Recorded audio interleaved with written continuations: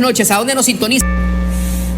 Gracias por continuar con nosotros. Esta noche, en nuestra segunda parte, contamos ya en el estudio con la diputada de la bancada CIAN, Marcela Pineda. Ella es una persona que ha tenido formación y conocimientos en políticas públicas para jóvenes. Ahora está en la Asamblea Legislativa y es una de las protagonistas de la Comisión de Sobresueldos. Pero vamos a conversar de otros temas, como ha sido la reforma al Código Penal con la conducción temeraria o las carreras de vehículos. Yo le invito para que se siga conectando a nuestras múltiples plataformas. Están activadas ya con nuestra invitada. Estamos en Twitter con @Salgado. Estamos en YouTube con TVO Canal 23 y en Facebook con TVO Canal 23 y en mis redes personales. Diputada, qué gusto para mí conocerla y darle la más cordial bienvenida. No, yo más que encantada de estar acá junto a ti para poder hablar con el pueblo salvadoreño y explicarle cada una de las reformas y cómo ha sido el mecanismo de trabajo que hemos tenido en la nueva Asamblea Legislativa. Bienvenida, diputada. Gracias. Vamos y ponemos en contexto qué es lo que está haciendo la Comisión de Sobresueldos y lo más importante, ¿a qué personaje recibe el día de mañana, viernes ya 24 de septiembre? Hay una gran expectativa, llegan altos funcionarios de la administración del presidente o expresidente Armando Calderón Sol, Francisco Flores Pérez.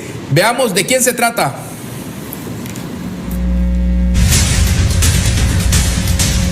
Todo lo que hicimos fue lícito. Se le pagaban a ministros, viceministros. Creo que los sobresueldos son legales, sí son legales. Ya era un salario bonito, digamos. Sí, firmé recibos. Hasta por montos de $5,000. Es correcto, eso fue lo máximo que se recibió. Era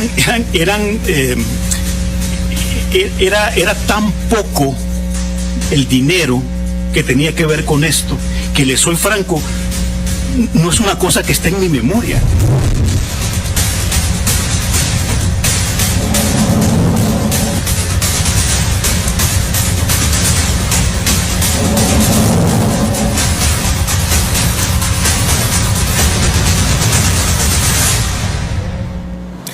Gracias por estar con nosotros, diputada. ¿Cómo llegan ustedes a esta citación número 6? Y se puede confirmar ya lo que el jefe del Ministerio Público, el señor Rodolfo Delgado, ha dicho que ha sido un burdo robo lo que esta gente hizo. Sí, definitivamente, a través de todas las comisiones que hemos tenido, hemos logrado identificar elementos sumamente importantes. Uno de ellos es que el mecanismo del pago de sobresueldos es un mecanismo heredado desde los periodos de Arena, desde Alfredo Cristiani, y que fue un mecanismo que le heredaron cómodamente a los gobiernos del FMLN. Entonces, de hecho, en uno de los citados, específicamente el señor Elías Antonio Saca, manifestó que él se reunió con Mauricio Funes en ese momento y que lo acompañaron en esa reunión su exministro de Hacienda y Karina Sosa, por ejemplo.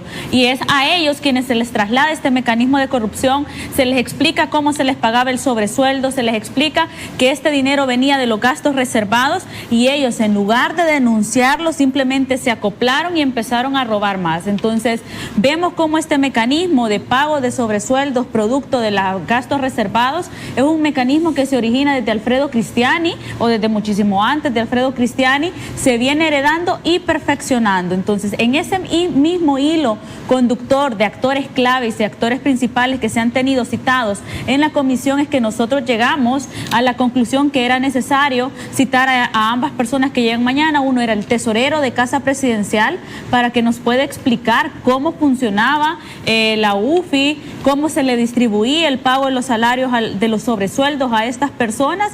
Y pues también, ¿verdad?, tenemos a otro invitado que ha sido parte de la fracción, que ha sido diputado de Arena, y recordemos que hay declaraciones por parte del señor Elías Antonio Saca en el que manifiesta que parte de la gobernabilidad era enviarle dinero a los jefes de las fracciones de los diferentes partidos políticos. Entonces, por esa misma vía es que van los dos citados el día de mañana.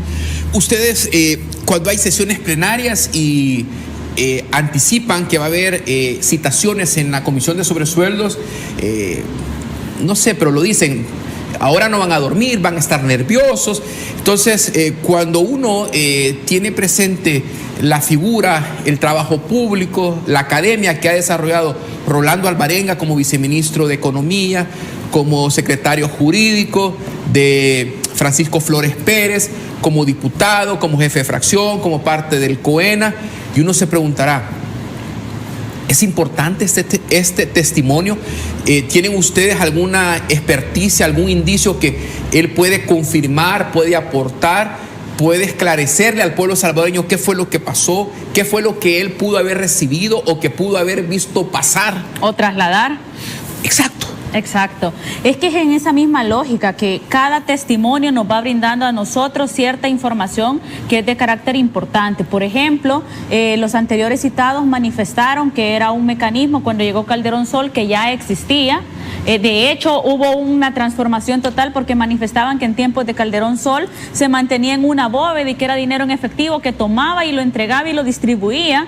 Luego se va perfeccionando y ya no solo lo tienen a la mano, a la disposición, sino que se empiezan a entregar a través de los exsecretarios privados, y a partir de la entrega de esos exsecretarios privados hay un exsecretario privado que viene y manifiesta y dice, no, miren, también les entregamos a las fracciones. Y de hecho hay algo súper importante. A mí me gustaría mucho hablar un poco como del génesis de la partida de gastos reservados, porque creo que es importante que la población entienda cómo operaba este mecanismo de corrupción. Todos los años los presupuestos generales de la Nación llegan a la Asamblea Legislativa y son aprobados por los diputados y diputadas. Pero ¿qué pasaba o cómo se alimentaba la partida de gastos reservados? Hipotéticamente imaginemos que el ministerio, digamos el Ministerio de Educación, dice que en X periodo, en el año 2000, iba a ejecutar 30 millones, hipotéticamente. Pero viene y en junio del año 2000 viene y manifestaban ellos, mire señor presidente, yo no voy a alcanzar a ejecutar estos 30 millones, yo solo voy a ejecutar 10 millones. Entonces daban esa notificación y a partir de eso los otros 20 millones restantes, porque ellos decían yo no tengo la capacidad de ejecutarlo, a pesar de tener escuelas sin energía eléctrica, a pesar de tener escuelas con pisos de tierra, a pesar de tener escuelas que tienen unidos hasta de 1º a 4º grado solo con una maestra. Entonces venían los ministros que estaban en esas carteras de Estado y te decían, mire, yo no lo puedo ejecutar. Entonces, ¿qué es lo que te decía en ese momento? Vaya, trasládelo a una partida que se llama gastos de provisión, que tenía el Ministerio de Hacienda. Venía el ministro de Hacienda de esa época y trasladaba todo lo que recogía de los diferentes ministerios que no ejecutaban. Eran las colitas. Las famosas colas presupuestarias, a eso es lo que se le llama colas presupuestarias. Las recogía todas y las trasladaba a Casa Presidencial, y a partir de ahí nacía y se alimentaba la de gastos reservados, y a partir de ahí se daban los pagos de sobresueldos por $20,000 mensuales. Por ejemplo, Luis Mario de Fusades, que $11,000 mensuales, más el pago de su maestría, mientras habían muchísimos salvadoreños que estaban peleando un cupo en la Universidad del Salvador para poder empezar a estudiar una licenciatura. Entonces tenemos información que fue vertida en el proceso judicial del expresidente Elías Antonio Saca, en el que él manifestaba las cantidades que pagó en sobresueldos, y dentro de estas se encontraban cantidades de $5,000, $11,000, $20,000. Yo le pregunto a la población que nos está sintonizando, ¿cuántos salarios mínimos hay en $20,000? ¿Cuánta población? Si lo ponemos a calcular, y $20,000 libres de renta, libres de IVA. Entonces, así funcionaba el mecanismo. Por eso era cómodo para los ministros decir, yo no ejecuto porque de aquí me pagan los $20,000 mensuales que me están dando a mí. Diputada, en estas 5 citaciones que ya se ha hecho por parte de la Comisión de Sobresueldos, ¿usted ha llegado a alguna conclusión? Sí, que la corrupción fue perpetuada y se mantenía en los gobiernos de Arena y el FMLN, y que esta fue perfeccionada por estos dos partidos políticos, que la población seguía peleando por ideologías, pero ellos seguían comiendo del mismo plato. Y de verdad que es muy doloroso saber que habían personas que decían, no, el FMLN es mejor, el FMLN el cambio. Había otras personas que decían, Arena es lo mejor, Arena es la ruta, con Arena nos sentimos seguros, pero teníamos a el pueblo dividido y a las cúpulas corruptas unidas, aprovechándose del impuesto de los salvadoreños, porque al final lo que se repartían era el impuesto de cada uno de los salvadoreños acumulados en estas colas presupuestarias. Diputada, ahora está bien de moda que dice que uno tiene miedo de estar aquí en El Salvador. Yo no tengo miedo de estar en El Salvador, pero le quiero preguntar, ¿usted ha sentido algún tipo de miedo al increpar a las personas que han sido citadas, que eventualmente se han mostrado como académicos, se han mostrado como personas de bien, con herencias que han recibido de sus familiares o alianzas de consanguinidad que les ha permitido reforzar pues su patrimonio y estar increpando el origen lícito de su dinero, y que estas personas le digan a ustedes, mire, eso es algo privado, yo no voy a comenzar a decir quiénes son mis clientes o cuánto dinero recibo por escribir un artículo, por citar un ejemplo real? O sea, ¿qué pasa por la mente de la diputada Marcela Pineda al estar increpando, al estar preguntando, al estar disparando esas preguntas que pareciera ser que ustedes los atrapan porque tienen toda la información patrimonial de ellos y saben cuando alguien está diciendo la verdad o tratando de decir la verdad y cuando alguien no lo está haciendo? Bueno, realmente a nosotros el pueblo salvadoreño el 28 de febrero nos dio un mandato claro, que era legislar por cada uno de ellos, y que es parte del trabajo del legislar es precisamente conformar las comisiones especiales que nos permiten a nosotros investigar hechos específicos.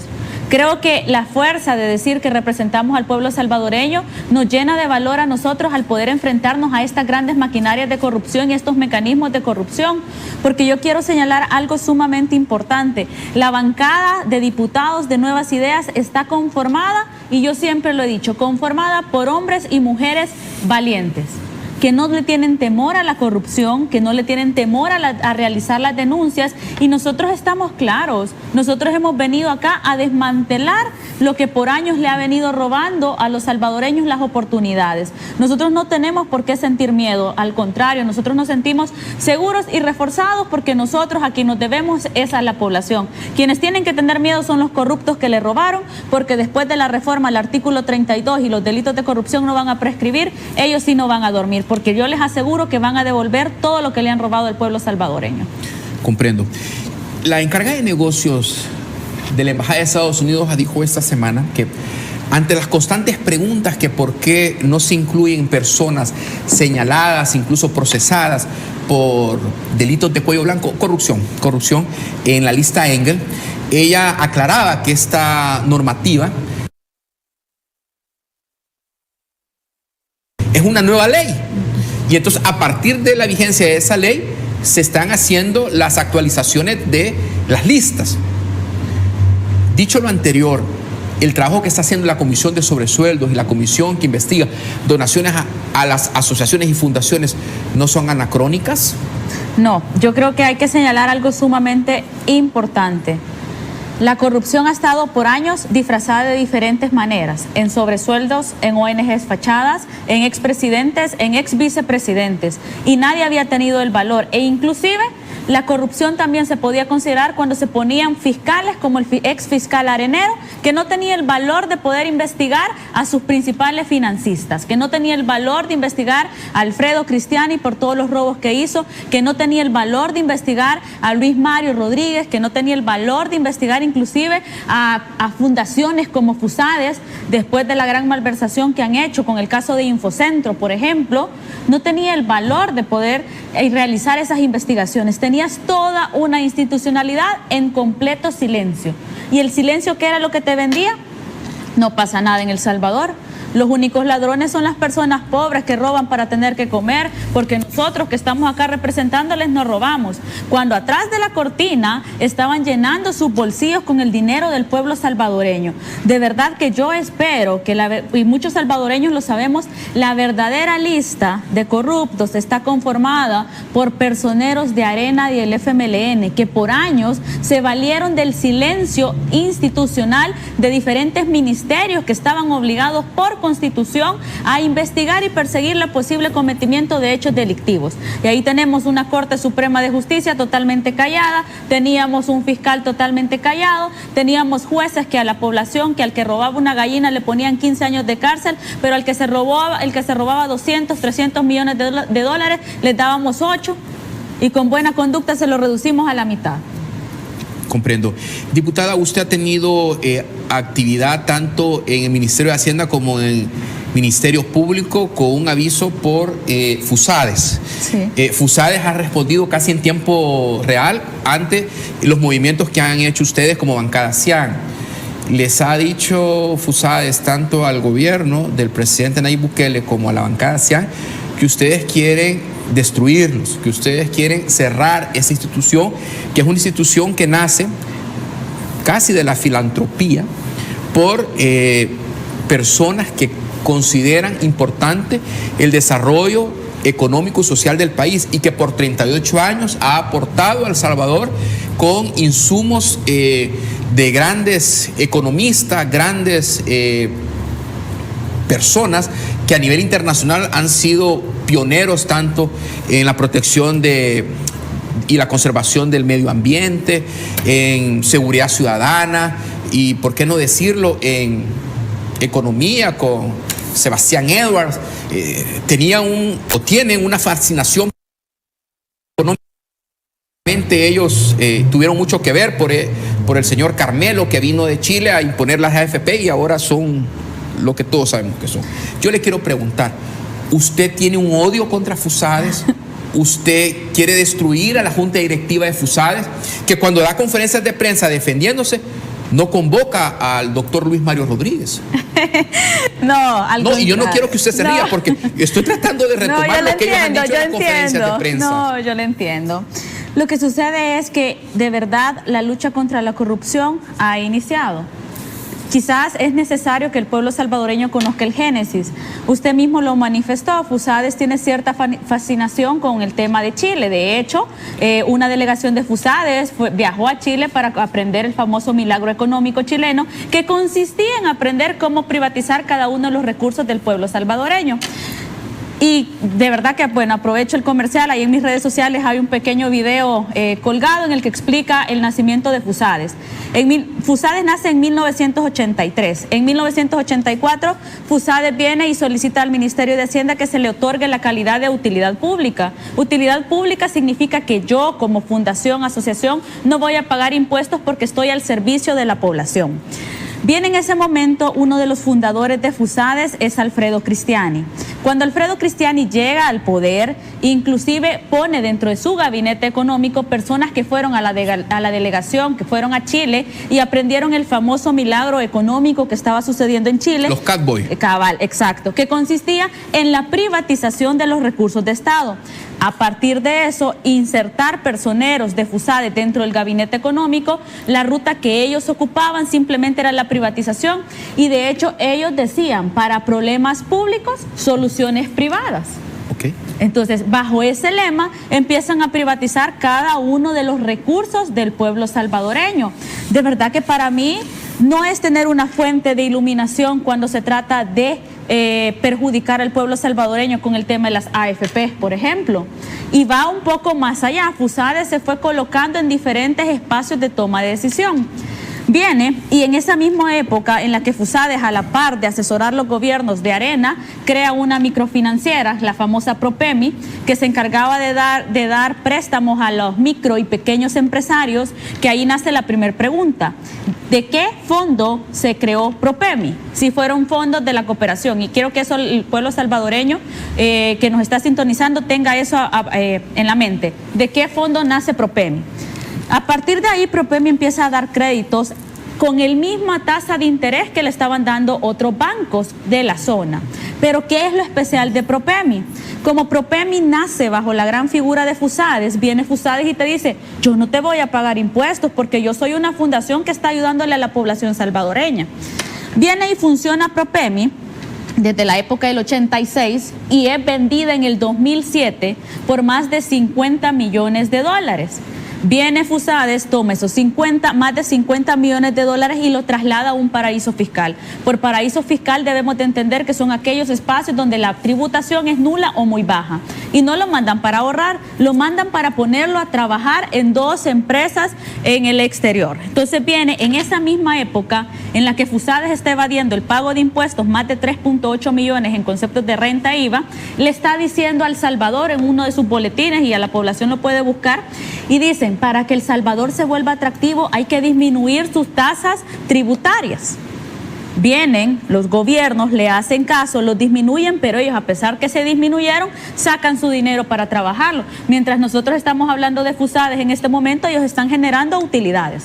Entonces, a partir de la generación de estas utilidades, cuando sos una fundación sin fines de lucro, la misma ley de asociaciones y fundaciones sin fines de lucro lo establece, por ejemplo, tú no puedes percibir utilidades, pero las estás percibiendo. Entonces, ellos su carácter de utilidad pública lo perdieron desde hace muchísimo tiempo. Y en el 2010 hubo el primer intento en los gobiernos del FMLN de que esta PROPEMI pagara impuestos y se detuvo. Se detuvo la investigación. En los gobiernos del FMLN, FUSADES detuvo su investigación. Por eso nace el primer escrito al Ministerio de Hacienda para quitarle su carácter de utilidad pública. En la misma línea, yo voy a Fiscalía General de la República precisamente para dar aviso por el cometimiento de 3 posibles delitos.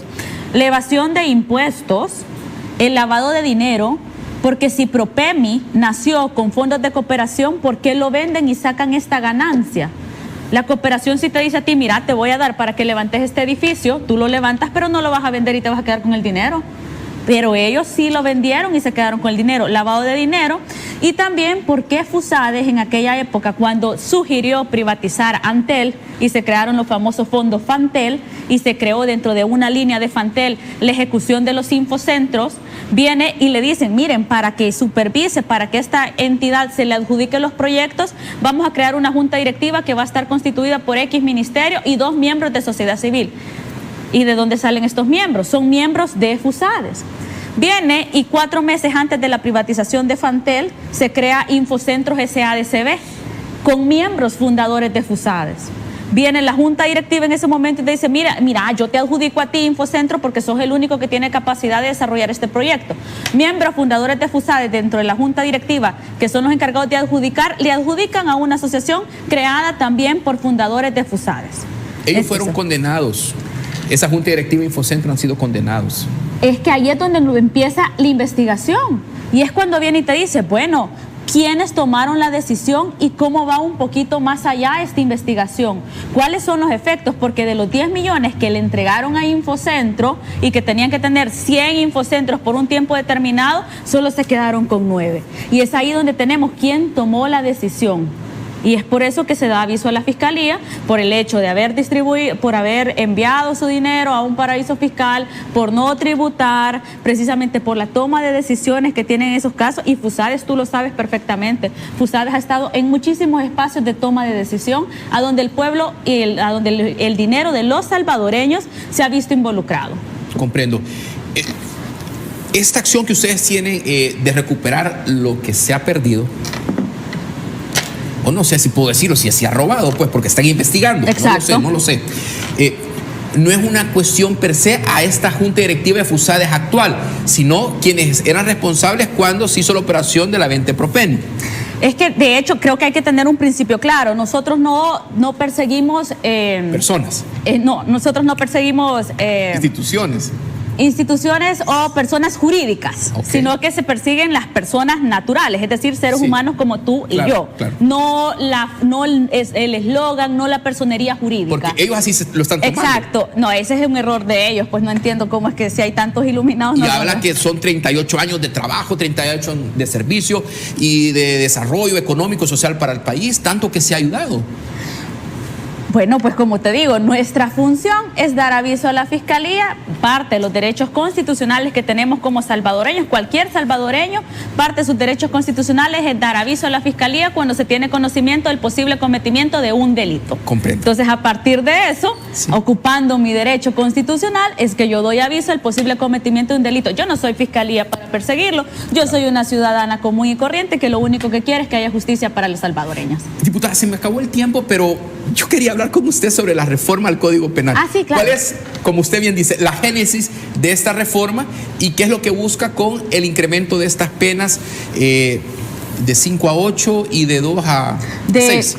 Sí, efectivamente nosotros buscamos prevenir o generar mayor conciencia por el tema de la conducción peligrosa. También abre, yo siempre lo dije en la Comisión de Legislación y Puntos Constitucionales, la cual presido, yo siempre lo dije y lo sostuve, esta reforma nos va a abrir las puertas para iniciar las reformas en 2 caminos: por revisar la pena de los delitos de homicidio culposo y lesiones, y también revisar la carga probatoria que tienen los antidoping. Entonces, a partir de eso hemos empezado los estudios para reformar y tener cuerpos normativos homologados que respondan a la necesidad de la población. Nosotros no queremos que se sigan aumentando los casos en los que por producto del alcoholismo se sigan perdiendo vidas salvadoreñas. Comprendo. Diputada, se me terminó el tiempo, pero me ha quedado una duda sobre los citados mañana a la Comisión de Sobresueldo. Va el ex tesorero del país, que ha sido condenado a 16 años por Douglas Arquímedes Meléndez en su calidad de fiscal general de la República, en donde en principio él era un operador, era un empleado. Él era un contador, era un empleado. Y se nos dijo que lo investigaron a él, anduvieron buscando, incluso él tenía un carro que era del año 90 y que a veces funcionaba, a veces no funcionaba, y no le encontraron el dinero, pero al final 16 años le impusieron. Y llega Rolando Alvarenga, ex secretario jurídico de Francisco Flores Pérez, ex diputado, ex viceministro de Economía. O sea, no tienen relación uno con el otro. Mira, lo que pasa es que son 2 citados que hemos tenido, que nos tienen que seguir explicando el mecanismo desde cada una de sus puertas. Uno, desde el momento en que tuvo su espacio como jefe de fracción, ya que hay indicios que se les daba dinero a los jefes de fracción, y el otro, el mecanismo de cómo se hacía la distribución en Casa Presidencial. Perfecto. Y tal vez el señor Herrera tiene un atenuante a colaborarles a ustedes y en su condición jurídica, porque han hecho una injusticia. Lo que pasa es que es bien injusto, 16 años para el que solo cambió el cheque y menos años para el que se lo comió. Yo no sé si él también cargó las bolsas de basura que se dijeron. No lo sabemos. De verdad que esperamos mañana poder tener más información. Gracias, diputada. Gracias a ti. Fue un gusto para mí. Igualmente. Amigos, pasen una feliz noche. Dios mediante, nos encontramos el próximo martes, siempre por TVO, Canal 23. Conéctate con José Luis Solórzano. Gracias.